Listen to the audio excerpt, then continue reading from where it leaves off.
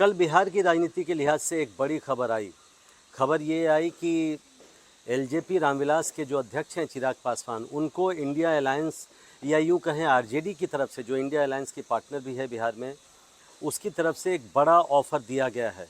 और आरजेडी की तरफ से जो ऑफ़र है उसमें जानकारी ये मिली है कि कांग्रेस भी ऑन बोर्ड है, कांग्रेस की भी सहमति है। तो एक बड़ा ऑफ़र, एक बड़ा प्रस्ताव चिराग पासवान को कल दिया गया है इंडिया अलायंस की तरफ से। उनको प्रस्ताव ये दिया गया है कि वो अगर इंडिया अलायंस में आते हैं तो बिहार में उन्हें 8 सीटें मिलेंगी लोकसभा की चुनाव लड़ने के लिए, और इसके अलावा उन्हें बिहार के बाहर भी कुछ सीटें दी जाएंगी। संभवतः उत्तर प्रदेश में उन्हें 2 सीटें दी जा सकती हैं। तो कुल मिलाकर 10 सीटें चिराग पासवान की पार्टी को दिया जाए, ऐसा प्रस्ताव, ऐसा ऑफ़र, या हम कहें ऐसा दांव खेला है इंडिया गठबंधन ने। और इसको लेकर चिराग पासवान की पार्टी में मंथन लगातार जारी है। अब इसको लेकर कई तरह की बातें कही जा रही हैं।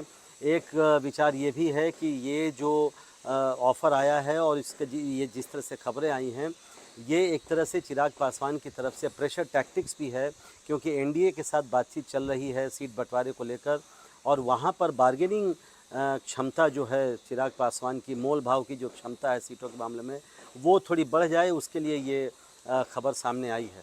लेकिन मेरी जानकारी ये है कि इस मसले पर बहुत ही गंभीरता से चिराग पासवान कैंप में विचार किया जा रहा है। हालांकि ये यहाँ बता देना ज़रूरी है कि अभी चिराग पासवान ने कोई फ़ैसला नहीं किया है, और मुझे पार्टी सूत्रों के से जो जानकारी मिल रही है वो ये है कि अभी एनडीए के भी दरवाज़े खुले हैं, बल्कि पार्टी के भीतर जो ज़्यादातर नेताओं का ये मानना है कि चिराग पासवान को एनडीए के साथ ही अभी रहना चाहिए, और आगे का जो चुनाव है वो एनडीए के साथ लड़ना चाहिए। लेकिन चूंकि ये बड़ा प्रस्ताव, एक बड़ा ऑफ़र आया है, तो उस पर जाहिर है मंथन चल रहा है पार्टी के भीतर, और इसमें अगले कुछ दिनों में चिराग पासवान इस पर अंतिम फैसला लेंगे। लेकिन पहले मुझे लगता है कि चिराग पासवान ये देखेंगे कि एनडीए से आखिर उन्हें कितने सीटों का प्रस्ताव आता है।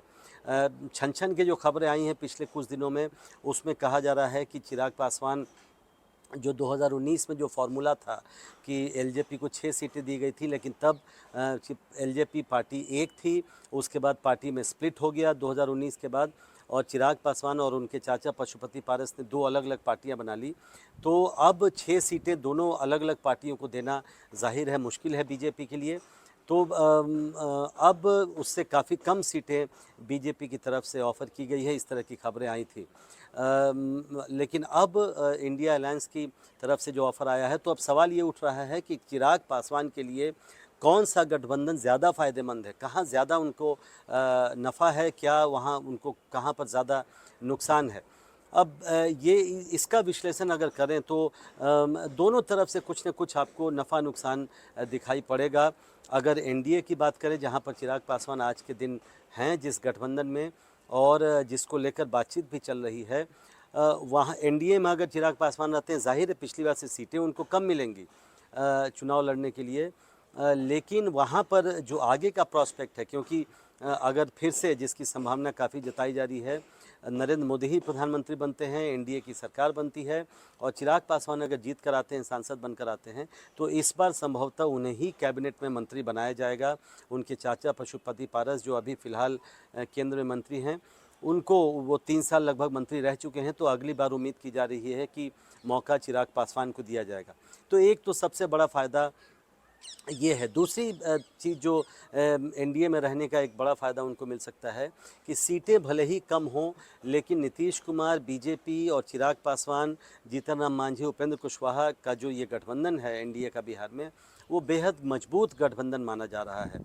तो अगर चिराग पासवान कम सीटों पे भी लड़ते हैं, तो उनकी सीटें जीतने की संभावना काफ़ी ज़्यादा रहेगी। अगर उनको 3 या 4 सीटें मिलती हैं, तो अब संभावना है कि वो सभी सीटें जीत जाएं, और उसके बाद केंद्र में वो मंत्री भी बने, जिसकी लालसा हम कहें उनकी पार्टी के कई नेताओं को भी है, क्योंकि उनकी पार्टी कई सालों से सत्ता से एक तरह से बाहर है। तो ये तो नफ़ा की बात होगी। नुकसान जो सबसे बड़ा एनडीए में रहकर होगा चिराग पासवान को, ये होगा कि कम सीटें मिलेंगी, चिराग पासवान तैयारी का आपको याद होगा कि 11 या संभवतः 12 सीटों के लिए अभी पिछले महीने ही चिराग पासवान ने लोकसभा चुनाव प्रभारियों का ऐलान किया था।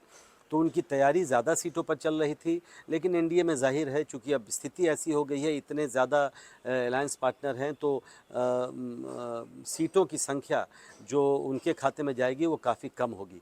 तो एक बड़ा नुकसान उनको ये होगा, लेकिन उनकी पार्टी के कई नेता मानते हैं कि आगे की राजनीति के लिए उनको एनडीए में रहना चाहिए। लेकिन उसके उलट अगर वो इंडिया अलायंस के साथ जाते हैं तो वहाँ भी कुछ नफ़ा और कुछ नुकसान चिराग पासवान को झेलना पड़ेगा। सबसे बड़ा नफ़ा तो ये होगा कि उनको ज़्यादा सीटें मिलेंगी चुनाव लड़ने के लिए। अभी तक की मुताबिक 8 सीटें उन्हें बिहार में मिल सकती हैं, या कुछ और अगर बातचीत होती है तो दहाई का आंकड़ा भी वो बिहार में छू सकते हैं, यानी 10 सीटें भी उनको मिल सकती है। लेकिन अगर ये भी माने कि उन्हें 8 सीटें मिलनी है और उसमें भी 8 में वो सभी सीटें या ज़्यादातर सीटें शामिल रहेंगी जो 2019 में उनकी पार्टी ने जीता था, तो जाहिर तौर पर उनको ज़्यादा सीटें मिलेंगी चुनाव लड़ने के लिए।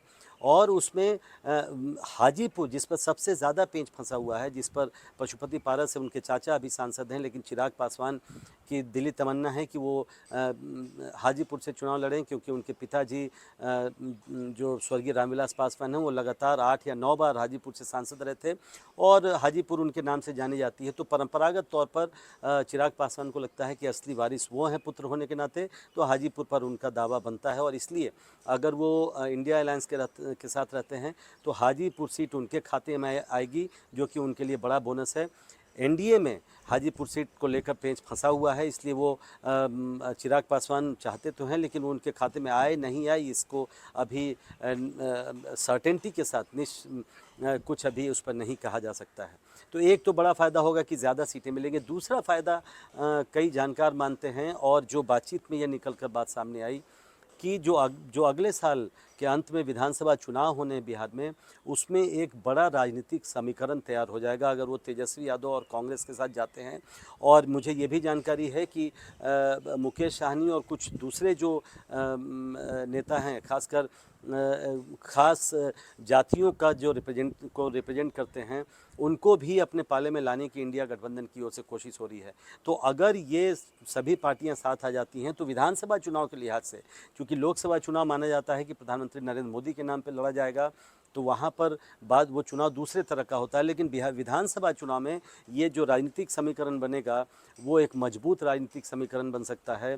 चिराग तेजस्वी यादव के साथ यादव और मुसलमान का कॉम्बिनेशन है, चिराग पासवान के साथ करीब करीब पूरा पासवान वोट है, और माना जाता है कि युवाओं में भी वो काफ़ी लोकप्रिय हैं। इसके साथ कुछ और दलित जातियों का भी समर्थन मिल सकता है।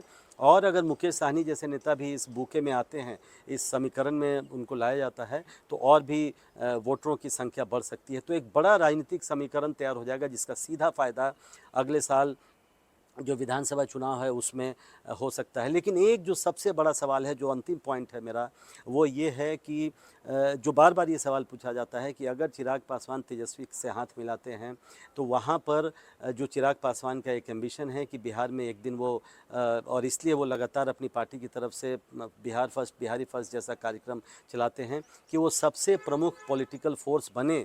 तो ये बिल्कुल तय है कि अगर वो तेजस्वी यादव के साथ जाएंगे तो तेजस्वी यादव की पार्टी ज़्यादा बड़ी है, उनके ज़्यादा विधायक हैं, ज़्यादा सपोर्टर्स हैं, तो तेजस्वी यादव वहाँ पर ज़्यादा बड़े नेता होंगे और दोनों युवा नेता हैं। ऐसे में एक तरह से चिराग पासवान को तेजस्वी यादव का पिछलग्गू बन के ही रहना पड़ेगा जब तक वो वहाँ रहेंगे। तो इन सब बातों पर भी चिराग पासवान को विचार करना पड़ेगा और उनकी पार्टी के भीतर ये विचार हो रहा है। इंतज़ार करना होगा कि अगले कुछ दिनों में किस तरह की बातें होती हैं, एनडीए आखिर कितनी सीटें उनको ऑफ़र करती हैं, इस पर भी काफ़ी कुछ दारोमदार रहेगा कि चिराग पासवान किस तरफ जाते हैं और कौन सी सीटें उनको ऑफ़र की जाती है। क्या हाजीपुर जिसे अब चिराग पासवान और पशुपति पारस ने नाक की लड़ाई बना दिया है, वो मिलता है कि नहीं। तो अगले कुछ दिनों का इंतज़ार है, लेकिन नफ़ा और नुकसान का आकलन करते हुए चिराग पासवान को अगले कुछ दिनों में ये कठिन फैसला करना पड़ेगा। नई दिल्ली से प्रशांत, एनडीटीवी इंडिया।